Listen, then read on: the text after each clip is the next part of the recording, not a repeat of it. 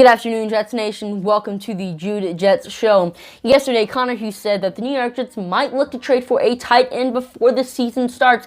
He mentions guys such as Ricky Seals-Jones, Anthony Eclair, Tanner Hudson, and Kendall Blanton as some potential trade targets, and we will be talking about them later in today's video. But one guy he didn't mention in the list, but I think could potentially be a trade target, is Zach Ertz. There were a lot of trade rumors surrounding him this offseason. Now, since training camp has started, those rumors have started to die down, but I still definitely think the Eagles are a little bit interested in trading for him, and since Douglas was a part of the Eagles for 4 seasons and probably has Ertz contact in his phone and has a lot of connections to the Eagles front office, we could potentially see Ertz in a Jets uniform September 12th against the Carolina Panthers. There have also been some rumors going around recently that Ertz might be cut August 31st when teams have to make their final 53-man roster, and if he is in fact cut, definitely expect the New York Jets to try to pick him up on the waiver wire.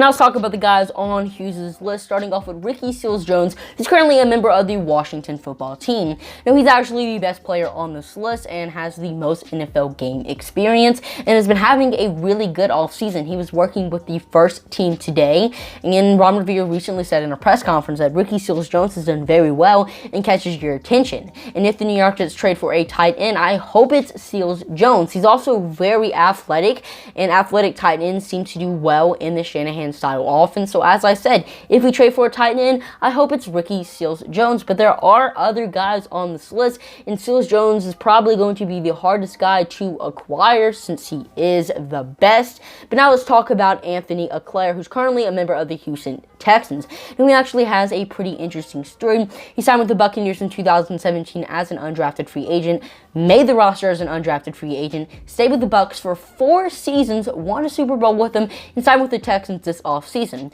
Now, he's actually competing for the starting job, and based on what I've been reading, he might actually win it. So I might have misspoke earlier saying Seals-Jones might be the hardest tight end to obtain because he might not be starting. Now, since Eclair might be starting and the rest of the guys probably won't be, that doesn't make him a better tight end than the rest of the guys because I could compete for the Texans' starting tight end job and win it. I mean, they are very thin at that position. Now, Eclair is more of a blocking tight end than a receiving guy. He's 6'6", 256 pounds. And in a trade, I really want the New York Jets to get a receiving tight end than a blocking one because Tyler Kroft is actually one of the better blocking tight ends in the NFL. But if the New York Jets offensive line just crumbles to pieces this offseason, having a guy like Eclair on the roster might actually be beneficial.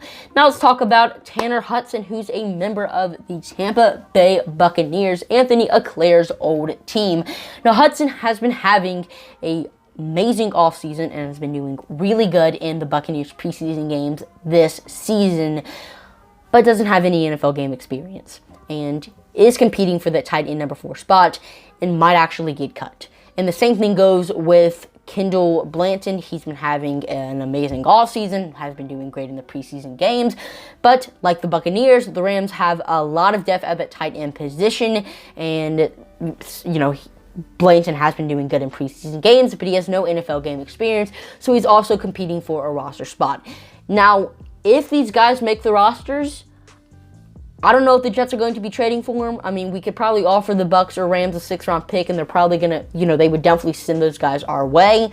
But I would definitely think these are guys we would probably be more interested in acquiring through the, waiver wire than more so through a trade. I mean, why waste a 6th-round pick on a guy who, who knows is going to be play well when you could sign him for very cheap and he might turn into a star for you? So these are probably going to be guys who we might look to acquire through the waiver wire than through trade. But out of all the guys I talked about today, who do you think the New York Jets should trade for? Or do you think we should trade for a tight end at all? Do you like the guys on the roster? Comment it down below. And thank you guys for watching. If you ended up enjoying, let me know by hitting the subscribe and like button. And check me out on social medias at Jude_Jets for more content on TikTok, Instagram, and Twitter. And I'm your host, Jude, signing off for now. See you later.